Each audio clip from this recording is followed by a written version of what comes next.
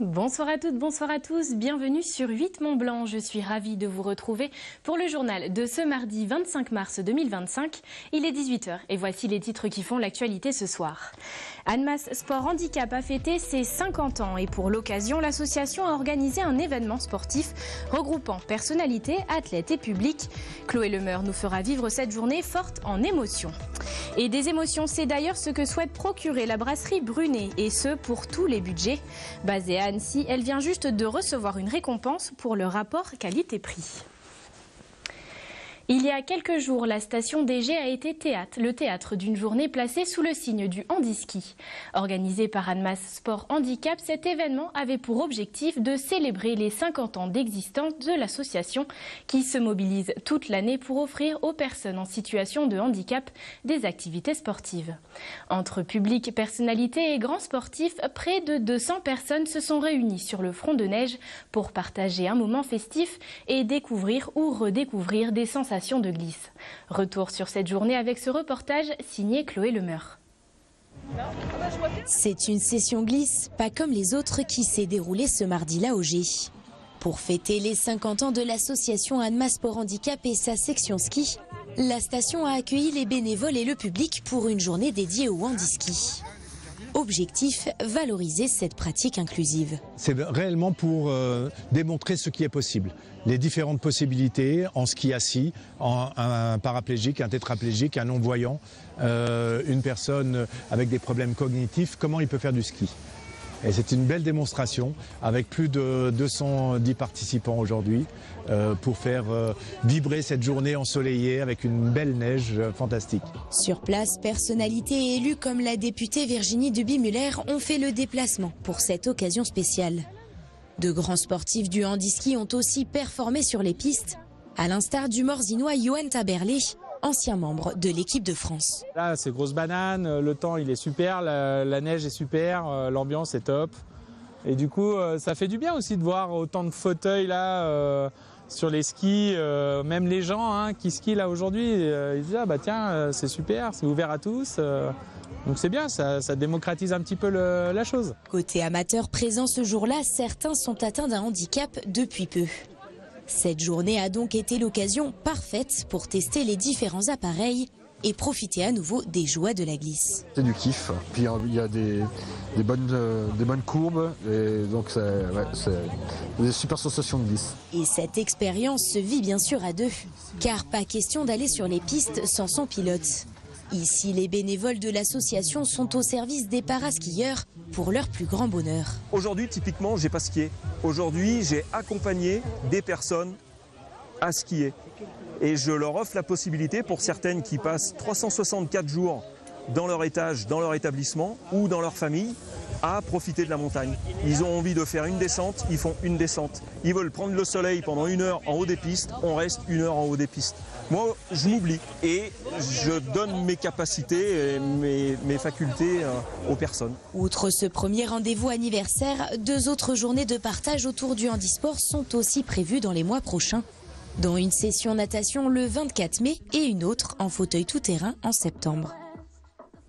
Sur le territoire d'Arlisère, la société d'économie mixte des 4 Vallées célèbre cette année ses 100 ans d'existence.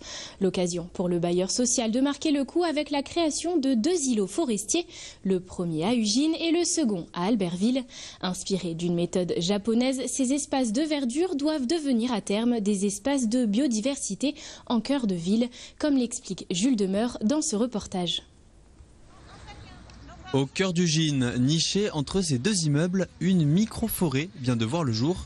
Bien loin des puits de carbone que constituent les grandes forêts de nos territoires, ces plantations doivent permettre de ramener de la biodiversité dans la ville.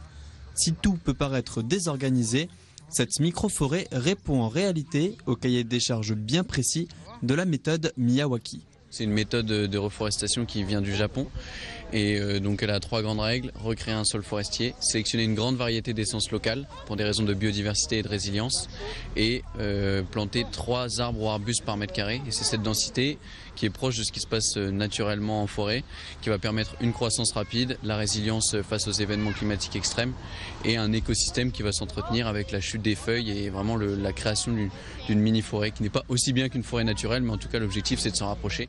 En tout, plusieurs centaines de plants sont utilisés, issus de 25 essences d'arbres locales différentes. Cette future forêt est une initiative de la SEM4V, la Société d'économie mixte des 4 vallées. Elle voulait marquer les 100 ans du logement social sur le territoire d'Arlysère. Et dans cette perspective, 2 microforêts ont vu le jour, une ici à Ugine et une à Albertville. L'idée, c'est vraiment de marquer en fait cet événement-là par quelque chose qu'on n'a pas l'habitude de faire. Alors construire des immeubles, on sait faire. Faire des micro-forêts, on n'en fait jamais. Donc aujourd'hui, c'est un événement marquant. Ça va avec l'environnement, ça nous ramène normalement, ça fera baisser la chaleur du secteur pendant les périodes estivales. Pour donner vie à cet îlot forestier, quelques habitants, petits et grands, sont venus l'espace d'une journée mettre la main à la pâte. Dans une semaine, le guide Michelin désignera les futurs établissements étoilés sur le territoire. Mais avant ça, le célèbre guide rouge a décerné au début du mois de mars une autre distinction, celle du Bib Gourmand. Cette dernière récompense les établissements proposant les meilleurs rapports qualité-prix. En Haute-Savoie, 4 restaurants se sont vus décerner ce prix, parmi lesquels la brasserie Brunet à Annecy. Jules Demeur nous emmène dans les cuisines de cet établissement. On regarde son reportage. Dans la brasserie Brunet au centre d'Annecy, le rendez-vous est pris chaque vendredi matin. Bon alors, qu'est-ce que tu nous as ramené aujourd'hui? Alors, j'ai mis un peu tout ce qu'on a actuellement en production. Maintenant des épinards. Ah, ça c'est top. Un peu le classique de l'époque. Des belles feuilles. Le chef Nicolas Guignard reçoit un de ses producteurs venus de Sevrier pour une livraison au compte-gouttes en fonction des récoltes. C'est sûr que chez nous, le choix n'est pas aussi régulier que chez un revendeur. Du coup, il y a des moments où on a beaucoup de production de certains légumes et d'autres époques où ça pousse moins. Et voilà. Ici, on s'adapte vraiment au rythme des saisons et à l'offre du moment. J'envoie un message à Jean-François, je lui dis qu'est-ce que tu as cette semaine et puis lui m'envoie la liste de tout ce qu'il peut me faire en quantité. Donc en fonction de ça, voilà, on prend ce qu'il y a tout simplement et on adapte notre carte en fonction. En plus de Jean-François, la brasserie travaille avec une vingtaine de producteurs locaux, majoritairement installés à proximité d'Annecy. Le tout pour valoriser le territoire dans l'assiette, un ADN que revendique la brasserie depuis sa création en 2018. Ça passe 2 boudins, une raviole, à suivre 3 ombles. On met en valeur nos produits. Donc généralement, on cuisine tout autour du produit très simplement. Et après, on ajoute beaucoup de techniques et de travail dans l'assiette. Voilà. On veut que les gens comprennent que en fait, même eux, ils peuvent se fournir à côté pour tous les produits. Autour d'Annecy, il y a vraiment tout. Si on fait l'effort d'aller chercher les produits, on peut se fournir 100% local. À chaque service, voire au cours d'un service, la carte peut évoluer en fonction des restes. Car ici, tout dépend des arrivages. En ce début de semaine par exemple, la bouillabaisse de lac est composée de lavaré et de lotte. Le tout pêché dans le lac du Bourget. Ça c'est cool. Ah ouais.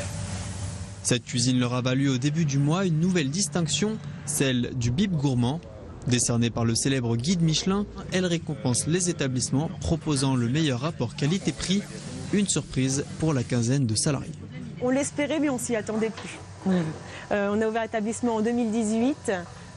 Pendant les 2-3 premières années, on s'est vraiment positionné dessus sans que ça tombe. Et c'est vrai qu'après, on avait un petit peu abandonné l'idée de l'avoir. On s'était dit qu'on était peut-être plus dans le créneau.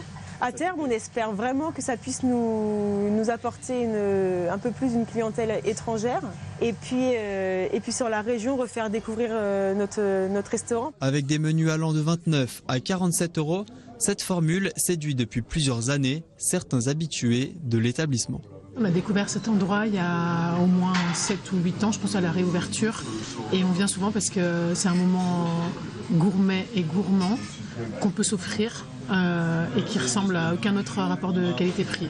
À la brasserie Brunet s'ajoutent 2 autres restaurants annéciens récompensés cette année d'un Bib Gourmand avant l'annonce des futurs étoilés le 31 mars prochain.